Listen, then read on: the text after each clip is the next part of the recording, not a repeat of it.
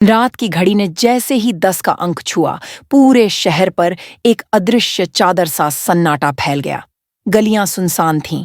हवाएं पेड़ों की शाखों से टकराकर धीमे धीमे कराह रही थीं और दूर कहीं कुत्तों के भौंकने की आवाजें वीराने को और गहरा कर रही थीं। इस सन्नाटे के बीच पुरानी लाल ईंटों वाली सड़क के किनारे किनारे हल्के लाल रंग का सलवार सूट और कंधों पर पीला दुपट्टा डाले एक युवती धीमे धीमे कदम बढ़ा रही थी। उसकी चाल में एक अधिकारी का आत्मविश्वास था, मगर चेहरे पर मातृत्व की चिंता की छाया साफ झलक रही थी। वह थी अदिति सिंह, जिला पुलिस में तैनात एक आईपीएस अधिकारी, जो इस वक्त अपनी मां की तबीयत बिगड़ने पर तुरंत दवा लेने के लिए डॉ वर्मा के घर की ओर जा रही थी। अदिति ने अपने जीवन में अनगिनत मुश्किल हालात देखे थे, लेकिन आज की रात अनजाने में उसकी जिंदगी का एक ऐसा मोड़ बनने वाली थी जो उसकी आत्मा पर गहरी लकीर खींच देगा। सड़क के मोड़ पर पहुंचते ही उसकी नजर दाईं ओर गई, जहां पीली स्ट्रीट लाइट की धुंधली रोशनी में 4-5 पुलिसकर्मी जमीन पर फैले प्लास्टिक के चादरों पर बैठे थे। वे कोई मामूली पुलिसकर्मी नहीं थे। उनमें से एक था इंस्पेक्टर राजवीर ठाकुर, थाने का इंचार्ज, जिसकी रगों में कानून का खून नहीं बल्कि घमंड और भ्रष्टाचार का जहर बहता था। सामने खुली शराब की बोतलें आधी से ज्यादा खाली हो चुकी थीं। मोबाइल से बेहूदे गाने गूंज रहे थे और ठहाकों में घुली गालियां रात की निस्तब्धता को चीर रही थीं। अदिति के माथे की नसें तन गईं। उसे पता था कि वर्दी का मतलब सुरक्षा और अनुशासन है, लेकिन यहाँ वर्दी वाले खुद सड़क किनारे नशे में धुत होकर कानून को रौंद रहे थे। तभी राजवीर की नजर अदिति पर पड़ी। शराब और हवस की परत से ढकी उसकी आंखें चमक उठीं। उसने बगल में बैठे हवलदार को ठोकर मारते हुए फुसफुसाया, देख तो सही, इतनी रात को कौन सी परी सड़क पर चली आ रही है। चलो, आज थोड़ा मजा लिया जाए। बाकी हवलदार कुटिल हंसी में शामिल हो गए, यह जाने बिना कि सामने खड़ी लड़की उनके ही जिले की आईपीएस अफसर है। अदिति ठिठकी, गहरी सांस ली और फिर सीधी रीढ़ के साथ उनकी ओर बढ़ी। उसकी आवाज में कड़कपन था। शर्म नहीं आती तुम्हें? पुलिस होकर खुलेआम सड़क पर शराब पी रहे हो, गंदे गाने बजा रहे हो। सरकार ने शराबबंदी लागू की है और तुम खुद कानून तोड़ रहे हो। अगर पुलिस ही यह सब करेगी तो जनता से क्या उम्मीद की जा सकती है? उसके शब्द हवा को चीरते हुए सीधे राजवीर तक पहुंचे, लेकिन शराब में डूबे उसके कानों में वह बस एक चुनौती की तरह गूंजे। वह लड़खड़ाते हुए उठा, अदिति के बिल्कुल सामने आकर खड़ा हो गया। उसकी सांसों में सड़े हुए शराब की गंध, आंखों में बेहयाई का नशा और लहजे में बदतमीजी की धार थी। इतनी रात को कहाँ चली हो मैडम? बड़ी खूबसूरत लग रही हो, जरा हमें भी तो अपनी नजर का इनाम दे दो। कहते हुए उसने अदिति का हाथ पकड़ने की कोशिश की।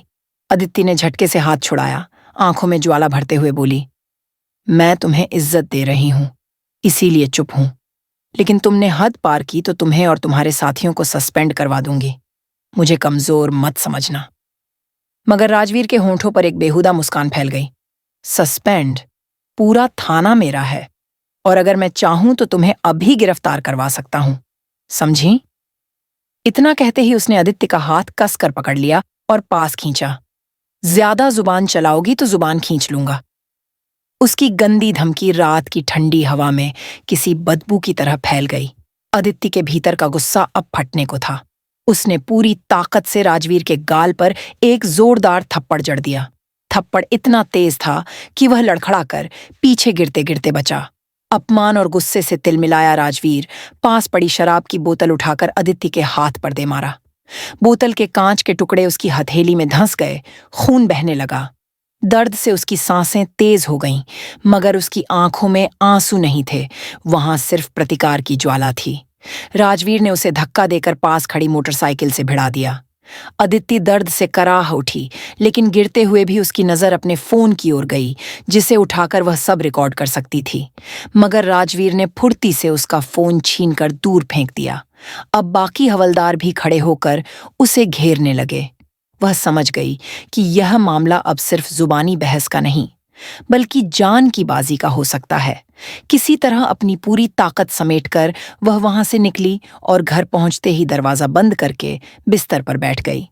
उसकी हथेली से खून अब भी रुक रुक कर बह रहा था, लेकिन उसकी आंखों में डर नहीं, बल्कि यह ठान लेने का संकल्प था कि यह लोग बच नहीं पाएंगे। उसने कसम खाई, इन दरिंदों को सस्पेंड करवाकर ही दम लूंगी और हर उस लड़की को इंसाफ दिलाऊंगी जो इनके हाथों अपमानित हुई होगी।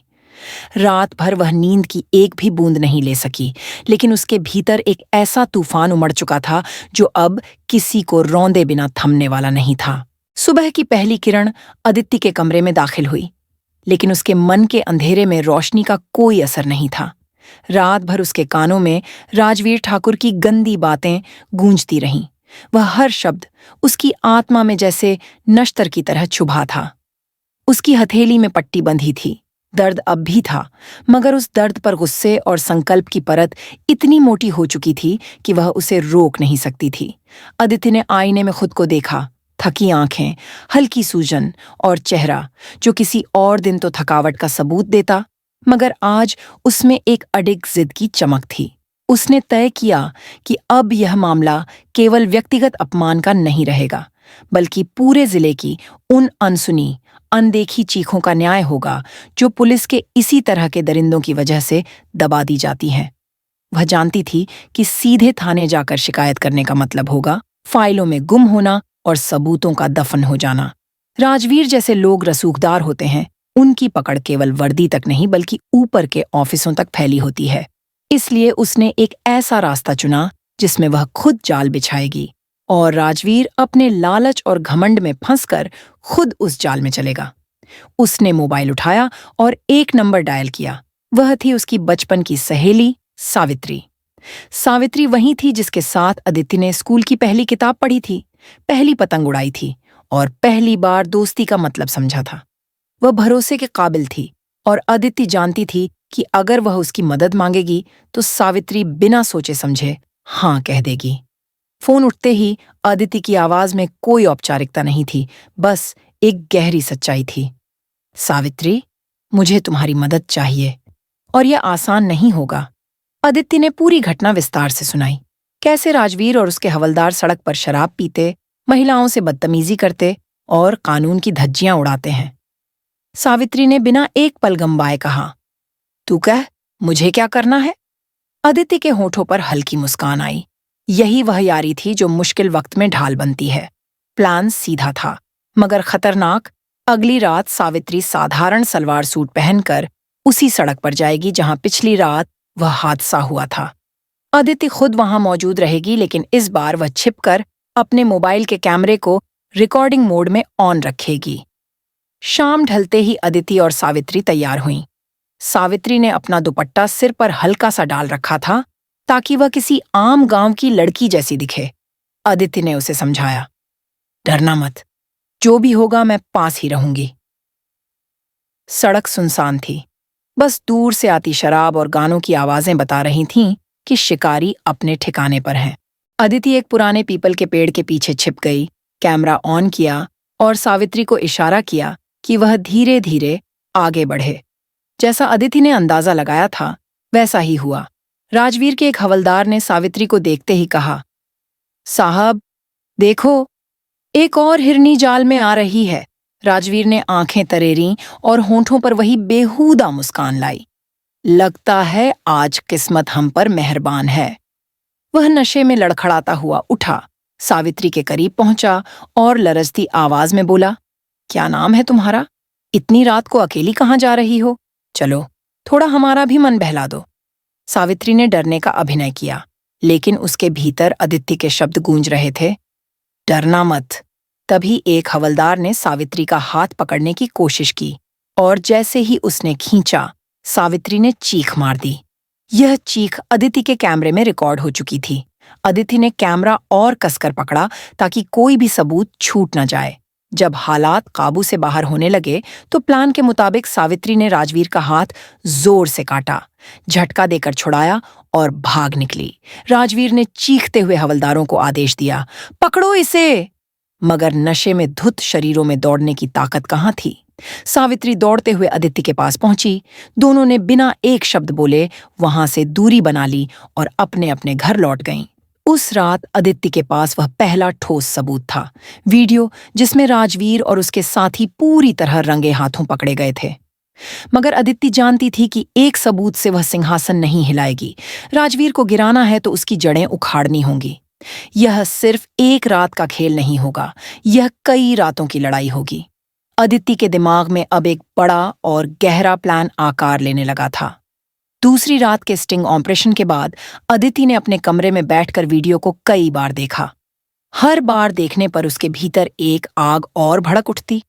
कैमरे में साफ दिख रहा था शराब की बोतलें, बेहूदे गाने, राजवीर का मदहोश चेहरा और सावित्री के साथ बदतमीजी की हरकतें। यह सिर्फ एक वीडियो नहीं था, यह पुलिस की वर्दी पर चढ़ी कालिक का साक्षात प्रमाण था। मगर अदिति जानती थी कि राजवीर ठाकुर जैसा इंसान सिर्फ एक वीडियो देखकर डरने वाला नहीं है। उसके रसूख, उसके पीछे खड़े लोग और उसकी आदतें, ये सब उसे और भी ढीठ बना देते थे। अगर उसे गिराना है तो उसके खिलाफ इतने पुख्ता सबूत होने चाहिए कि न वह खुद बच सके, न कोई उसे बचाने की हिम्मत करे। अदिति ने तीसरी रात को चुना। इस बार वह खुद मैदान में होगी, मगर एक अलग अंदाज में। उसने हल्के लाल रंग की साड़ी पहनी, सिर पर दुपट्टा डालकर चेहरे का आधा हिस्सा ढक लिया और हाथ में अपना नया मोबाइल कसकर पकड़ लिया। यह मोबाइल पहले से रिकॉर्डिंग मोड में था। रात के करीब 10 बजे वह उसी सड़क पर पहुंची। अब वह सड़क उसके लिए डर का प्रतीक नहीं, बल्कि युद्ध का मैदान बन चुकी थी। दूर से ही उसने देखा वही पुराना दृश्य, वही टूटी फूटी झोपड़ी के पास बैठे राजवीर और उसके हवलदार। शराब की बोतलें खुले में पड़ी, गानों का शोर और ठहाकों के बीच गालियों की बरसात। अदिति झाड़ियों के पीछे छिपी, कैमरा ऑन किया और करीब 2 मिनट तक हर दृश्य कैद करती रही। जब उसे लगा कि फुटेज पर्याप्त है, वह तुरंत घर लौटी। घर पहुंचकर उसने बार बार वीडियो देखा और अपने भीतर एक वाक्य दोहराया, ये लोग बचने नहीं वाले। मगर सिर्फ वीडियो से अदालत का दरवाजा नहीं खुलता। गवाह चाहिए, पब्लिक सपोर्ट चाहिए और सिस्टम में ईमानदार अफसरों का साथ चाहिए। अगले दिन सुबह अदिति ने अपने मोहल्ले के कुछ भरोसेमंद लोगों, 3 बुजुर्ग और 4 महिलाएं को घर बुलाया। उसने सबको वीडियो दिखाया। वीडियो खत्म होते ही माहौल में सन्नाटा छा गया। फिर एक बुजुर्ग ने गुस्से में कहा, अगर हमारे जिले के पुलिस वाले ऐसे हैं तो आम जनता कहां जाएगी? बेटी, हम तुम्हारे साथ हैं, गवाही देंगे। एक महिला ने अदिति का हाथ पकड़ते हुए कहा, आप जैसी अफसर ही हमारी उम्मीद है, जो कहेंगी करेंगे। अदिति के चेहरे पर हल्की मुस्कान आई। यह पहला मोर्चा था जिसमें उसने पब्लिक का विश्वास जीत लिया था। अब बारी थी ऊंचे अफसरों तक पहुंचने की। अदिति जानती थी कि सीधे थाने में शिकायत करने का मतलब होगा राजवीर को पहले ही खबर मिल जाना और सबूत का दब जाना। इसलिए उसने तय किया कि वह सीधे डीएसपी विकास चौहान के पास जाएगी, जो ईमानदारी के लिए जाने जाते थे। अगले ही दिन वह अपनी फाइल और मोबाइल लेकर उनके ऑफिस पहुंची। डीएसपी ने वीडियो देखा, कुछ देर चुप रहे, फिर बोले, अदिति, यह मामला बहुत बड़ा है। राजवीर का नाम पहले भी आया है, मगर कभी ठोस सबूत नहीं मिले। आपने कमाल कर दिया। अदिति ने दृढ़ स्वर में कहा, सर, मैं चाहती हूं कि यह मामला दबे नहीं, मैं खुद गवाही दूंगी। डीएसपी ने हामी भरी, आपको मेरी पूरी मदद मिलेगी, मगर हमें और सबूत चाहिए ताकि कोई लूप होल न बचे। आप एक और रिकॉर्डिंग कीजिए, इस बार ऑडियो भी साफ हो और स्थानीय लोगों को साथ लेकर। अदिति ने सिर हिलाया। उस रात उसने पड़ोस के 2 भरोसेमंद युवकों और एक महिला को अपने साथ जोड़ा। प्लान यह था, महिला सामान्य राहगीर बनकर सड़क से गुजरेगी, युवक थोड़ी दूरी पर खड़े रहेंगे और अदिति कैमरा और ऑडियो रिकॉर्डर के साथ छिपी होगी। रात आई और जैसे उम्मीद थी, राजवीर और उसके लोग फिर वहीं हरकत करने लगे। महिला को रोकना, गंदी बातें और हाथ पकड़ने की कोशिश, यह सब कैमरे और ऑडियो में कैद हो गया। अगली सुबह अदिति सीधे एसपी अरुण पांडे के पास पहुंची। उन्हें सबूत और पब्लिक गवाहों की सूची दिखाई। एसपी ने वीडियो देखते ही टेबल पर हाथ मारा, ये लोग पुलिस कहलाने के लायक नहीं, मैं इसे तुरंत डीएम तक पहुंचाता हूं। उसी दोपहर अदिति और एसपी डीएम रचना त्रिपाठी के ऑफिस पहुंचे। रचना अपने कड़े फैसलों के लिए जानी जाती थीं। उन्होंने वीडियो देखा, फिर सख्त आवाज में कहा, यह शर्मनाक है, ऐसे लोग वर्दी पर कलंक हैं। मैडम, मैं आपके साथ हूं। डीएम ने उसी वक्त आदेश दिया कि एक विशेष जांच टीम बनाई जाए और राजवीर व उसके हवलदारों को तत्काल निलंबित करने का प्रस्ताव तैयार किया जाए। आदित्य की मेहनत रंग लाने लगी थी। अब यह लड़ाई अदालत और जनता दोनों के सामने लड़ी जानी थी। अगली सुबह का सूरज जैसे पूरे शहर के लिए एक अलग ही ऊर्जा लेकर आया था, मगर राजवीर ठाकुर और उसके साथियों के लिए यह सुबह उनके जीवन का सबसे अंधेरा दिन बनने वाली थी। डीएम रचना त्रिपाठी ने अपने आदेश के अनुसार जिले के सबसे बड़े कॉन्फ्रेंस हॉल में एक आपातकालीन प्रेस कॉन्फ्रेंस बुला ली थी। खबर फैलते ही मीडिया, पब्लिक, समाज सेवी और जिले के कई पुलिस अधिकारी वहां पहुंचने लगे। आदित्य सिंह ने अपने हाथ में वह फाइल कसकर पकड़ी हुई थी जिसमें पिछले कई दिनों की मेहनत का निचोड़ था। वीडियो, ऑडियो रिकॉर्डिंग और पब्लिक गवाहों के लिखित बयान। हर दस्तावेज, हर क्लिप, हर आवाज उस सिस्टम के मुंह पर एक तमाचा था जो अब तक चुप था। हॉल में हलचल थी, कैमरों की फ्लैशलाइट्स बार बार चमक रही थीं और अदिति के मन में एक अजीब सी शांति थी। उसने जो ठाना था वह आज पूरा होने जा रहा था। ठीक 11 बजे डीएम रचना त्रिपाठी हॉल में दाखिल हुईं। उनका चेहरा कठोर था, आंखों में सख्ती और आवाज में गुस्से की धार। हम यहाँ इसलिए इकट्ठा हुए हैं क्योंकि हमारी पुलिस फोर्स में कुछ ऐसे लोग हैं जिन्होंने वर्दी की गरिमा को शर्मसार किया है। आईपीएस अदिति सिंह ने अपनी जान पर खेलकर इनके गुनाहों को सबके सामने लाने का साहस दिखाया है। इतना कहकर उन्होंने माइक अदिति के हवाले कर दिया। अदिति ने आगे बढ़कर सबको संबोधित किया। 3 दिन पहले मैंने देखा कि हमारे जिले के थाने में तैनात इंस्पेक्टर राजवीर ठाकुर और उसके हवलदार सड़क पर खुलेआम शराब पी रहे थे, महिलाओं को परेशान कर रहे थे और कानून की धज्जियां उड़ा रहे थे। जब मैंने उन्हें रोकने की कोशिश की तो उन्होंने मुझ पर हाथ उठाया और बदतमीजी की। अगर मैं चुप रहती तो पता नहीं कितनी और महिलाएं इनकी शिकार बनती। मैंने इन्हें रंगे हाथों पकड़ने के लिए स्टिंग ऑपरेशन किया और आज मैं आपके सामने उसके सबूत पेश कर रही हूं। इसके बाद हॉल में लगे बड़े स्क्रीन पर एक एक करके सभी वीडियो और ऑडियो क्लिप चलने लगे। राजवीर का नशे में धुत चेहरा, सावित्री के साथ की गई बदतमीजी, सड़क किनारे शराबखोरी, गालियां और महिलाओं को डराने की कोशिश। हर दृश्य पर हॉल में बैठे लोग भड़क उठते। कोई कहता, सस्पेंड करो इन्हें, कोई चिल्लाता, जेल में डालो। मीडिया के कैमरे लगातार चल रहे थे और सोशल मीडिया पर यह लाइव अपडेट्स फैल रहे थे। डीएम ने हाथ उठाकर भीड़ को शांत किया और कहा, इन अपराधियों के खिलाफ कड़ी कार्रवाई होगी, चाहे वह इंस्पेक्टर हो या हवलदार, कानून से बड़ा कोई नहीं। इस बीच थाने में बैठे राजवीर और उसके साथी खबर सुनते ही हड़कंप में आ गए। राजवीर गुस्से में बड़बड़ाया, ये सब आदित्य सिंह की चाल है। मैं देखता हूं मुझे कौन सस्पेंड करता है। लेकिन उसी वक्त थाने के बाहर सायरनों की आवाज गूंजी। डीएसपी विकास चौहान, एसपी अरुण पांडे और पुलिस फोर्स वहां पहुंच चुकी थी। एसपी ने कड़क आवाज में पुकारा, इंस्पेक्टर राजवीर ठाकुर। राजवीर अकड़ दिखाते हुए बोला, सर, ये सब झूठ है, मुझे फंसाया जा रहा है। मगर एसपी ने उसकी बात काट दी। तुम्हारे खिलाफ सबूत पुख्ता है। तुमने कानून और वर्दी दोनों का अपमान किया है। डीएम के आदेश पर तुम्हें और तुम्हारे सभी हवलदारों को तत्काल निलंबित किया जाता है और जांच के बाद तुम पर मुकदमा भी दर्ज होगा। आदेश के साथ ही हथकड़ियां चमकीं और राजवीर व उसके साथियों के हाथों में जड़ दी गईं। उनकी आंखों में पहली बार डर साफ दिख रहा था। अदिति भी वहां मौजूद थी। राजवीर की नजर उस पर पड़ी तो वह बोला, तुमने मुझे बर्बाद कर दिया। अदिति ने शांत मगर सख्त लहजे में कहा, नहीं राजवीर, तुमने खुद को बर्बाद किया है, कानून से ऊपर कोई नहीं। जैसे ही पुलिस जीप में उन्हें ले जाया गया, थाने के बाकी कर्मियों ने शर्म से सिर झुका लिया। उस दिन के बाद थाने का माहौल पूरी तरह बदल गया। अब शराबखोरी, बदतमीजी और लापरवाही की जगह अनुशासन, ईमानदारी और सम्मान ने ले ली। पब्लिक का पुलिस पर भरोसा लौटने लगा। शहर के लोग आदित्य सिंह का नाम गर्व से लेने लगे। वह सिर्फ एक अफसर नहीं, बल्कि न्याय की प्रतीक बन चुकी थी। और यह कहानी पूरे जिले में फैल गई, एक सबक की तरह कि हिम्मत, सबूत और सच्चाई के साथ लड़ी गई लड़ाई में जीत हमेशा उसी की होती है जो डगमगाए बिना खड़ा रहता है।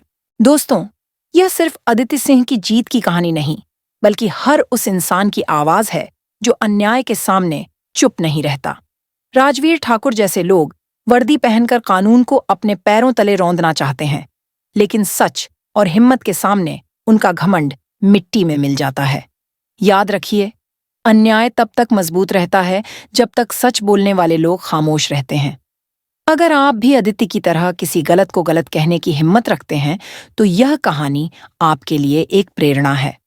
वीडियो अच्छा लगा हो तो इसे लाइक कीजिए, शेयर कीजिए और हमारे चैनल को सब्सक्राइब करना न भूलें, ताकि ऐसी सच्ची और प्रेरणादायक कहानियां हम आप तक लाते रहें। और हाँ, कमेंट में जरूर बताएं, अगर आप अदिति की जगह होते तो क्या इतना बड़ा कदम उठा पाते?